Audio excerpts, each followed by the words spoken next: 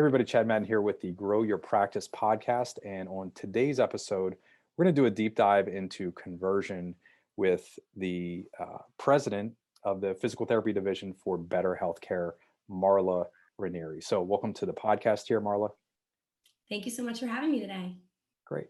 And I also want people to know that you're not only the president of the physical therapy division for Better Healthcare, but you're also a DPT and OCS, correct? That's correct. Great. So in doing research for this call, I came across a couple things that I really liked your how you became a physical therapist story that I'm literally directly stealing from another interview that you did. But if you could share that story here, I think that'd be great. How'd you become a physical therapist? Thanks so much. I was a very competitive gymnast and had numerous injuries. Back in the day, I went to college for gymnastics, and really the physical therapists and the doctors were the people who kept putting me back together and getting me back out on the floor. My closest person to me was actually a physician because I had 5 shoulder surgeries, and I told him I wanted to be a physician, and he said, if you want this camaraderie we have today, it's going to be more of a physical therapist, not a physician. Not many people see me and interact with me as much as you do. That's great. And that was because you were in there in the office all the time?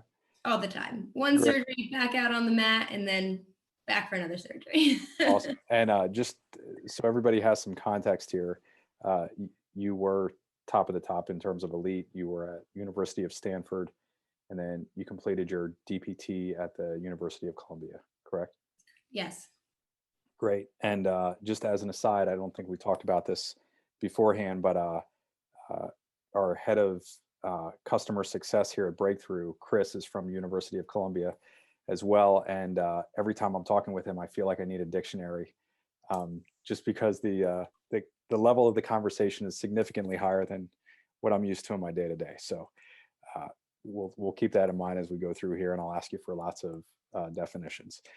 I want to talk about the main thing that you're doing with Better Healthcare in terms of using conversion tools. And if I can just read a line from the website in terms of the main purpose of Better Healthcare, it's to drive growth and revenue through appointment volume by using a conversion tool, for example, a digital front door. Can you talk about what that means to you, and then also with the physical therapy owners that you're working with, essentially, what does that mean for them? Absolutely. So notoriously in physical therapy and healthcare in general, the process of getting a patient in the door has been reaching out to doctors, getting doctors to refer them to you, giving them a script pad, and they have to call your clinic. Or now, more so, people are starting to find you online and get to your website, but it still is a phone call or maybe a form. They fill out their name and email, and then again, they just have to be called by the front desk to get in the door. And as you know, I know this entire world has changed dramatically. Everybody wants services at the tip of their fingers. They want it to be easy. They want it to be convenient. And they don't necessarily want to make a bunch of phone calls or, wait for somebody to call them back. And that's what we do at Better Healthcare is we make it so seamless and simple for a patient and a physical therapy clinic to connect, that the patient is going to go to you first before anyone else, because with a click of a button, they can put their information in, see what's available, and then the front desk can click that, confirm it, and the two can be connected. That's great. And just to back you up there, Marla, we also are testing a call center. We've been doing it for quite some time. And I can tell you the sooner the human contact interaction happens from the minute that potential patient clicks on a Google ad or whatever it may be, whatever Facebook ad, Instagram, YouTube video, whatever that may be, the sooner that human interaction works, it's exponentially higher in terms of the conversion rate that they ultimately end up in a plan of care. If we wait as little as 6 or 7 minutes, there's a pretty steep cliff that person, like you mentioned, in our day and age, they're going to move on to searching for a physical therapist by me, or they'll just move to the next name on the list and call or click. And whoever has the easiest conversion rate always wins, right? Absolutely. Yep. So, and I know you do a ton of integration with EMRs as well. So this is EMR agnostic. It doesn't matter who we're using in EMR, correct? That's correct. We have different integrations with different EMRs, and we also have a non-integrated model, which some clinics that tend to be the busier clinics are actually more opt to use. Great. So I know you had mentioned SEO or primarily Google. Can you talk about, so I click on an ad, how does this work? How would this work in my practice? Great. So we think of it as a funnel, right? You might be doing a lot of the branding and awareness, or have a company like you guys who are helping Breakthrough Marketing, who's helping doing the branding and awareness. So we want to get as many patients as possible to know they need physical therapy, they have some pain, or know about you. And let's say you do an ad and it comes to a patient and they go to click to schedule an appointment or request an appointment. If that right there is us, we are that Intel chip, that conversion tool. We actually provide a patient experience that allows the patient to see what's available, put their information in. It's an integrated approach. It is a great UI for the patient. It's actually like walking them through a booking experience where a click of a button here and there, they could just submit it. The difference with that compared to just a form or a phone call is that exact hand-holding experience where you're not going to lose the patient. So that's just from a Google ad. But take a look at thinking if somebody called your clinic, they did find you and call, and somebody couldn't pick up. What we recommend is you have a voicemail that says you can leave a message or go online to xyzpt.com and book your next appointment. And again, that call to action is a real experience. You also can get a text sent out to the patient that says, sorry, we missed your call. We will call you back, or you could click here to book your next appointment. So again, it's that action that actually follows getting that patient and converting them. Yeah, just out of curiosity, between the texting, I know what the data looks like from our end, but the texting or the leaving a voicemail, are one of those more favorable today than the other? So generally people will do both. It's easy to change your voicemail saying leave a message or go online to schedule your next appointment, right? And then that actually helps. If the patient was going to jump to a different clinic and call a different clinic, they won't. They might search you, look at your booking, and do it through there. That increases your SEO because people are searching you, right? And also increases a patient in the door and not a voicemail. The text message is phenomenal because that person called, they want some action right away. They get a text right after that voicemail they left that says, sorry, we missed you. We'll be in touch soon, or book an appointment here. It's such an easy touch and click. And we see patients responding with 6 to 8 minutes of that text message. Hey, podcast listeners, when we make assumptions about others, it's just not fair. In spite of that, I'm going to make an assumption about you. You have a growth mindset. You want to help more people, leave a bigger impact, build a better practice. Am I close? If I'm right, then I have a unique offer that I think you'll be interested in. But first, if you're a regular listener, you probably know that this is brought to you by Breakthrough, the leading platform for private practice growth. Breakthrough's mission is to help people in pain get back to normal, live healthier, and do it naturally. The best way to do this is by empowering private practice owners like you to grow your business through direct-to-consumer marketing. If you're a practice owner with a growth mindset, you'd benefit from a risk-free consultation with a Breakthrough growth expert. Go to getbreakthrough.com/podcast offer to take advantage of this unique opportunity. On that call, you'll learn the key principles of how practice owners are helping more people, creating a bigger impact, and building better businesses with Breakthrough systems. As an added bonus, the team at Breakthrough is giving a $50 Amazon gift card to any of the podcast listeners who attend this growth consultation. Sign up for your growth consultation and $50 gift card at getbreakthrough.com/podcast offer. Again, that's getbreakthrough.com/podcast offer. Yes. The auto text was a game changer for us. Once we put that in, immediately higher conversions. And just like you mentioned, people are responding a higher percentage of the time to that. So it was just a way for us to fix the little leak that we had in our marketing process or our marketing funnel. like you alluded to earlier. The other thing that you have talked about a lot at association events or out in the marketplace is data. And can you talk about how Better Healthcare looks at data, how you think through it, how you help owners improve upon what they're already doing with their marketing efforts right now? Absolutely. So think about it from your marketing perspective. You're putting a lot out there to get patients to view you, see your brand, but you don't always know where a patient's converting from.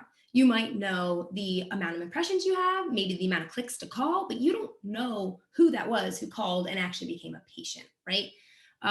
There's a lot of ways that the marketing world is trying to get around that and Google Analytics. What Better Healthcare does is that we are supported by a data warehouse where every single button, link, code, QR code is trackable. We call it adding a UTM link, a unique tracking metric right on the end of it, so that if a patient came through a Google ad and clicks request appointment through our Better Healthcare experience, we know that patient came from there and converted. And you know their name, the time of day they clicked, you know their demographics. And then that allows you to see how many patients converted from that specific ad. The QR code, maybe you put in doctor office A, you can see how many patients scanned the QR code and actually went through the process, requested an appointment, and you confirmed it on your end. And again, the demographics. So now you can start to say, great, this worked really well in the gym, or this marathon we did. Let's do more of those, and let's put more money towards that source medium campaign. So that's the way we look at it, is using data and accurate data to then make better business decisions. All right, QR code piqued my interest there. We'll come back to data warehouse and the UTM link also, but the QR code in a physician's office, of all the physical therapy practices that you know that are using that, what are they doing that is successful? Great. So what we see is that obviously physician's office is still a great way of getting patients, right? However, though, physicians give out a really big list sometimes now with all these different clinics on it, and they've got to figure out who's the closest to me, who do I call, who takes my insurance.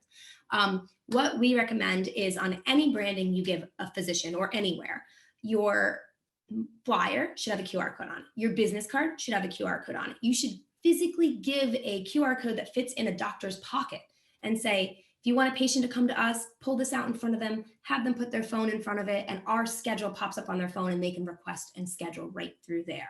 So there's a couple things that does for you. One is it makes you unique. The doctor says, wow, that's pretty awesome and easy. The patient can schedule with you before they leave my office. Great. Two is it actually makes it easier for the patient. They're sitting there, maybe they're, waiting. They don't want to pick up the phone and call you yet because they don't know when the front desk is going to come reach out to them at that doctor's office, right? It just takes out that point where they could just do it on their phone and have their appointment set up before they leave. So that's the way we think of QR codes, making it easier not only for the providers, but the patients and the physicians. All right. Curious question. Has anybody ever delivered anything of value other than schedule? So for example, this is a way in our area we got around our hospital restrictions. The hospital system, once they started buying up referral sources in our area, this is years ago, 2008, 2009, they stopped allowing us into the office to communicate with those physicians in any way. The way that we got around it is we developed these top 3 exercises for common conditions. So top 3 exercises for shoulder pain, top 3 exercises for knee pain, back pain, neck pain, etc. And that gave us an excuse, as long as that brochure remained unbranded, that we could get in there. And doctors were handing out literally thousands of these every year. And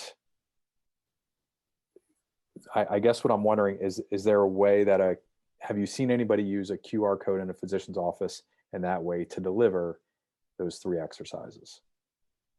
I am not, but I think that's a great idea. And you definitely can do that. Or even the flyer could be the 3 exercises, and the QR code can bring a video up, and then right there it says click to schedule, right? You can easily get them converted that way, right? Yeah. So you're capturing a specific interest with the data warehouse and the UTM link We would know where they're coming from and what they're interested in. And then it would be fairly simple to have a follow-up to driving to an appointment right immediately after that. Okay, Yeah. thanks. Wasn't expecting that deviation, but sounds great. The data warehouse. So I'm a caveman physical therapy practice owner. I have no idea what you're talking about with a data warehouse. I really do. But for those of us that don't understand what that is, what does that mean other than a large collection of data?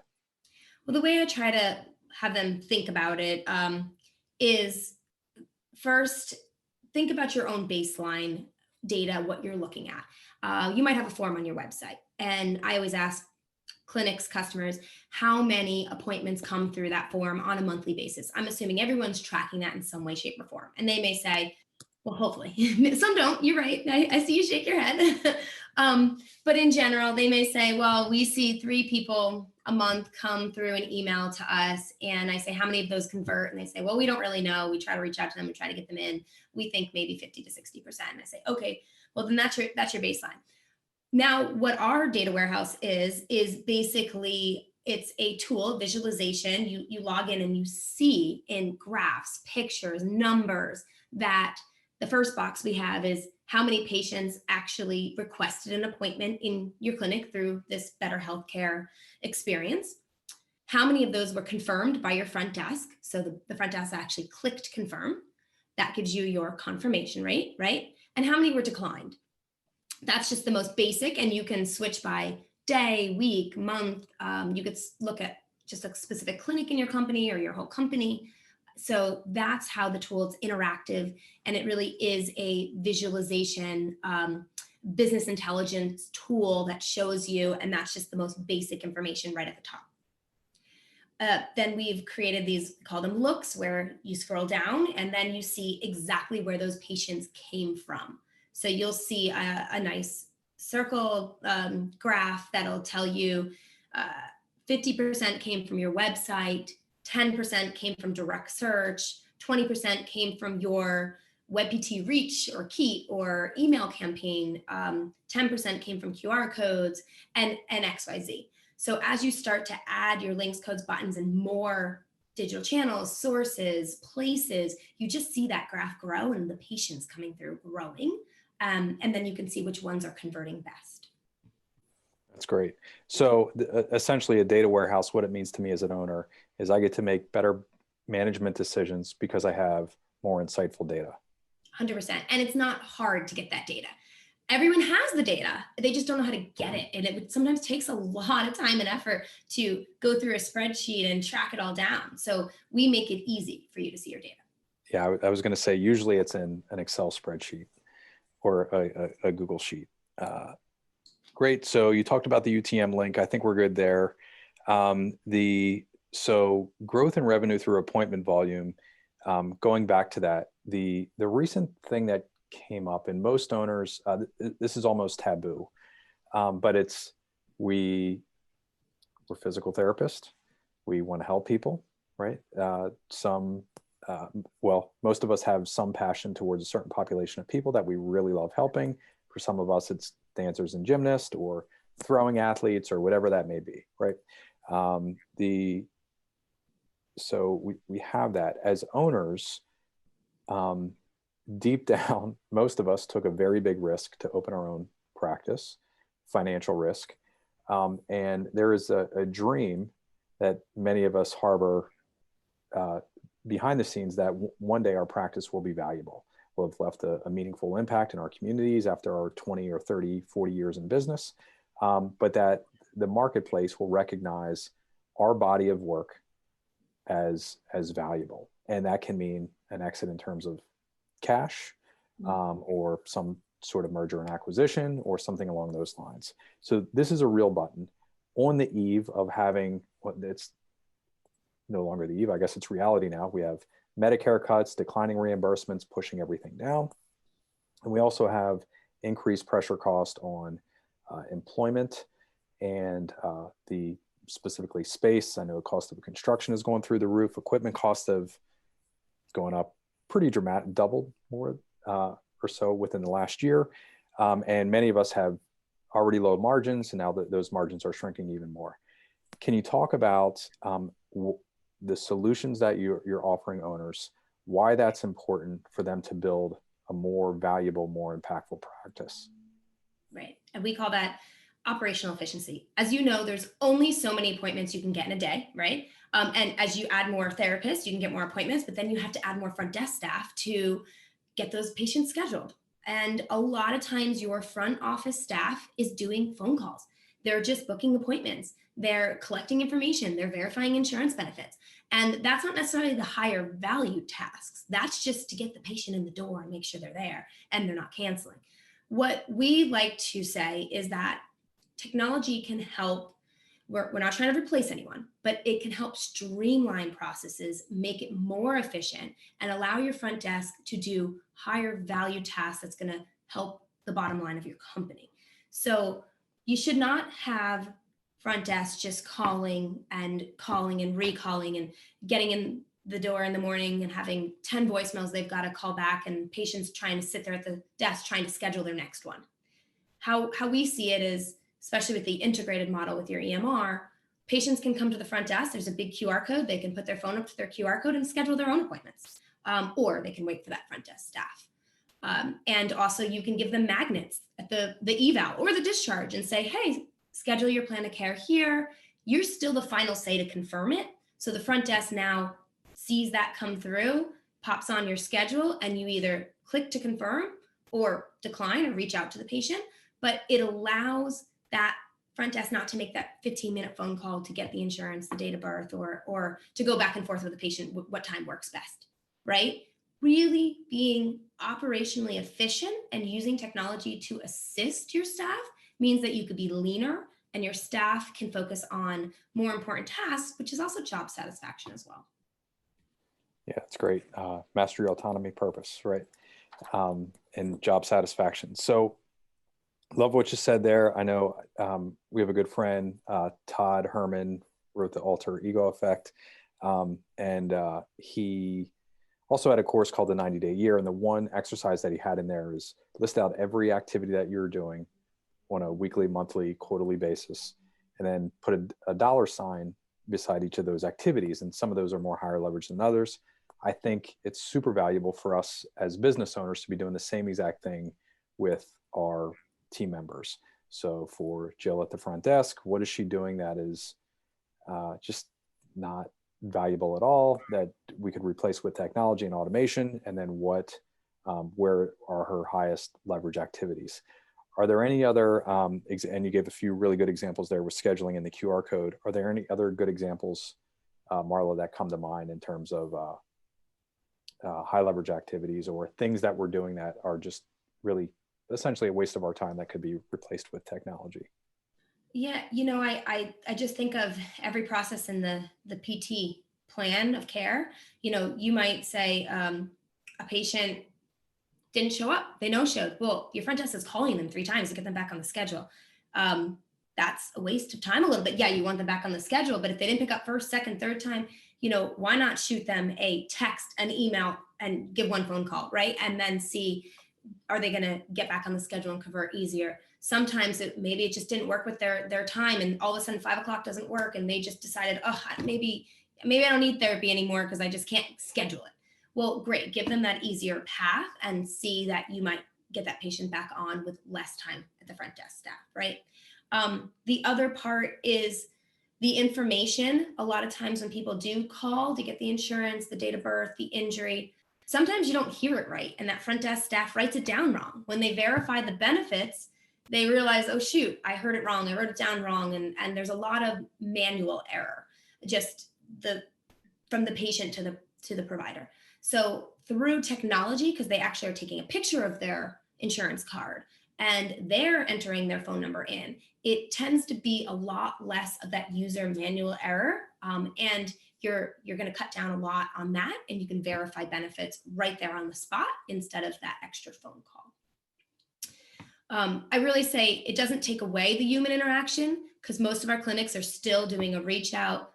Can't wait to see you. We saw you scheduled, bring a pair of shorts, and it's just a quick customer service call. And that does change the dynamics of the patient coming into your clinic. It's a different welcome. it's not a collecting of information call. It's a true customer service call, which I think we all should get in the habit of changing our industry to be. It's wonderful. About time for healthcare in general to catch up, right? With service. Love it. This podcast is brought to you by Breakthrough, the leading platform for practice growth. Breakthrough has helped over 1,500 healthcare practice owners leave a bigger impact in their communities and grow a larger business. As the founder of Breakthrough, I've developed a library of educational resources on practice growth. These are based on my learnings from my own experience as a private practice owner, plus the experience working with thousands of other owners in the Breakthrough community. If you have a growth mindset and you're hungry for free resources to help you grow, check out Breakthrough's Resource Hub. Go to getbreakthrough.com/resources, where you'll find on-demand trainings, tools, templates, planning guides, and a host of other free resources. Again, you can find these at getbreakthrough.com/resources. If you're interested in getting direct support with your practice growth, you can request a free growth consultation at getbreakthrough.com/podcast offer. So we're marketing, we're doing conversions. You talked about several different tools that Better Healthcare offers. What other tools are available? And before you answer that, I want to give you an idea, at least what we hear in terms of what most owners are doing. Most of us are not marketing specialists or conversion specialists. We grew up in a model where the physician referral was the king, and if you controlled the physician referral or you were able to harness physician referrals, then you could build a large practice. It was the lifeblood of the practice. However, a few years ago, that started to change. Over the last 20 years, has changed very dramatically. There are studies out there to prove it. 2003 to 2014, there was roughly a 57% decline in physician referrals to private practice PT, and there was an equal increase in physician referrals, family physician referrals, PCP referrals to specialists. So we were replaced by specialists. Study the history of healthcare in the US over the last 20 years, and you can quickly understand why that happens.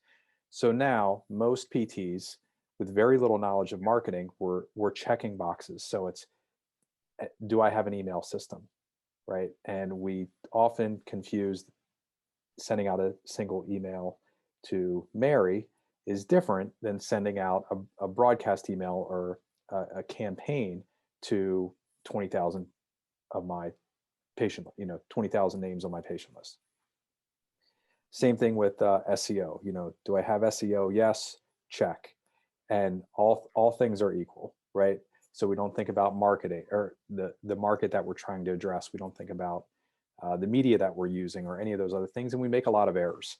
However, when we do get it right, and when we do have interest, that conversion piece is significant, and it's the one that we, not just in physical therapy, but in all verticals in healthcare, it's the one that is often overlooked, because the average clinician thinks, if I nail the advertising piece, if I nail the right the words on my Google ad, then I just walk into the eval room and the patient's ready to go.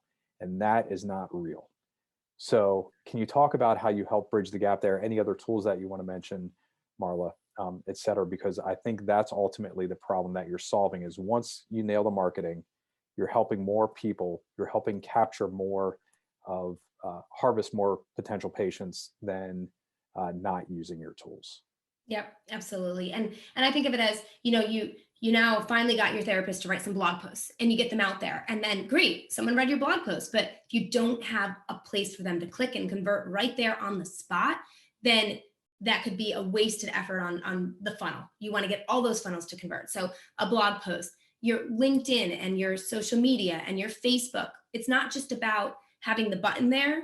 It's a real button to convert, putting a post out with a QR code, putting a post out. Did you know you can come directly to a physical therapist today when you have pain? Click here, and they click and convert. Those are all great spots. And then it's not just being able to offer a in-clinic person appointment. It's also being offered to offer telehealth. And we do that. Better Healthcare does utilize an inbound telehealth request and an outbound telehealth. And I know a lot of people did it for the pandemic, and they said, did it when I had no other option. and it was great. And then now they're back to in person, and they just drop it to the wayside. What I say is it's a tool in your toolbox, just like every other tool. So if somebody calls and cancels, you can say, can I shoot you a telehealth call instead? Can we do 15 minutes to review your exercises? Sure, actually, that works, right?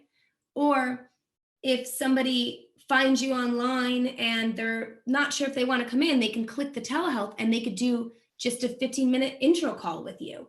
And you can use that as another avenue to get them in the door. So I really, really think that everybody needs to start thinking above and beyond their physical doors and continue to use these different tools.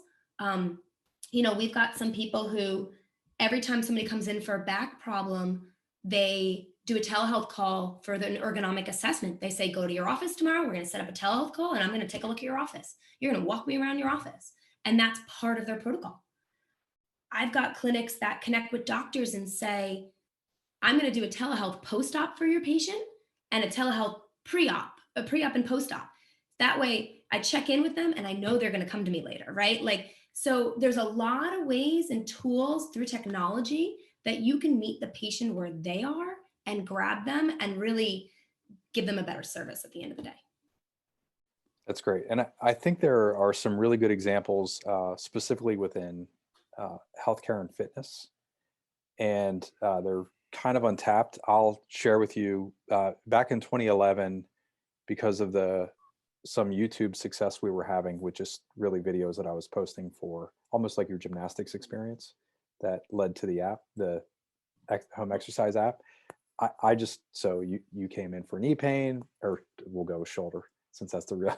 So we would get to your last appointment, Marla, and I would make a video for you around like 3 simple exercises that I wanted you to do, continue with forever. I would post it on YouTube, and a couple of those just went crazy viral, like millions of views. It was insane. Off of that, we started getting requests from internationally, primarily significant from India, Europe, and South America, some Canadian. And it was a very gray area at the time. Remember, this is 2011. So hopefully the statute of limitations is good. But had a conversation with Paul Welk after doing virtual or telehealth appointments for about a year. And he said, not really sure how your license transfers internationally. You might want to hold off on doing that until it's more clearly defined. So we did that. Today, it's not much, it's less than 1% of our business, but it is there. If for illness or some other barrier comes up, we can always have that, just to have this, the most meaningful communication as possible, that the restrictions will allow to help the patient continue to move forward. And just out of curiosity, across your entire Better Healthcare platform, any idea, in the best case scenarios, what percentage of the business is telehealth? Do you have anybody doing it 100%, or anything like that? I don't say we have anyone doing it 100%. We have some people who only do telehealth, but they do connect with a clinic if the person has to go into a clinic, right? Yeah. I do believe that there is always that if you're post-op, you might need some equipment here and there. So we've got some people who, what they do is they hire telehealth providers, and those people are focused on telehealth within their plan of care. So when a patient has therapist A, they might say, okay, we're gonna send you to a telehealth provider for this part of your exercise. And we also see a lot of people using it as, if they have multiple clinics and there's a really good shoulder person in clinic A and they're not physically in clinic B, you can use telehealth to then train the therapist or be part of that session. So we see trainees being telehealth, we see therapists only doing telehealth, and then taking all of those requests come in and then divvying them out to the right clinic when it's that time to send them to the clinic. So that's different ways we've seen it. Awesome. But I haven't seen fully 100% yet. Yeah, the hybrid model seems to be the way that I believe it will continue to grow. The trend is there. We had a huge, the pendulum swung. We're all going to be, every practice is going to be 100% virtual. 2 years ago was pretty much what we saw, and now it started to rebalance. But I believe it's here to stay long term. Do you feel the same? Maybe I should have asked you your thoughts on that as well. Yeah, I think it's here to stay, and I think it's a tool in your toolbox. Definitely here to stay long term, and the ones that don't make it here to stay long term in some way, shape, or form are going to be missing out on appointments. Great. So before we get to the final question here, and we're going to try something new. You'll be the first podcast guest ever to go through this. We'll call it the final question. If a practice owner wants to learn more about Better Healthcare and the conversion tools that you offer, or reach out to you, what's the best way for them to find you? You can Marla at betterhealthcare.co. That's my email. You can absolutely call me, 917-768-2525. Wow, that was brave. And you absolutely can go to our website, betterhealthcare.co, and we've got a great way to request a demo. Great. So we had a guest on, Ben Wapker, about a year ago, and he recommended these podcast decks to me with very good questions. So I just need a number from 1 to 5. I have a deck of cards. I pulled 5 out that are very safe. So any number from 1 to 5. I'm going to ask that question. 1. 1. All right. Oh, this is a weird one. What antiquated invention do you still use? Interesting question for the telehealth technology person. Antiquated invention do I still use? Just for within view, there you have quite a few notepads, some 3-ring binders, and a bookshelf as well. So You're absolutely right. I still write down almost everything on a sticky note or a notepad. And it's not even that I go back and read it. It's actually the act of writing helps me remember it versus typing or sending some kind of a text. So yeah, I definitely still use pen and paper and write down almost everything. That's great. Marla Ranieri with Better Healthcare, thank you so much for being on the podcast. This was great. Thank you, Chad. I really appreciate it. Remember to visit getbreakthrough.com to access our free resource library designed specifically for private practice growth. While you're there, make sure you register for a complimentary growth assessment to learn about potential opportunities for growth in your local market. Again, thank you for tuning into the Grow Your Practice podcast and supporting our mission to help people in pain get back to normal naturally.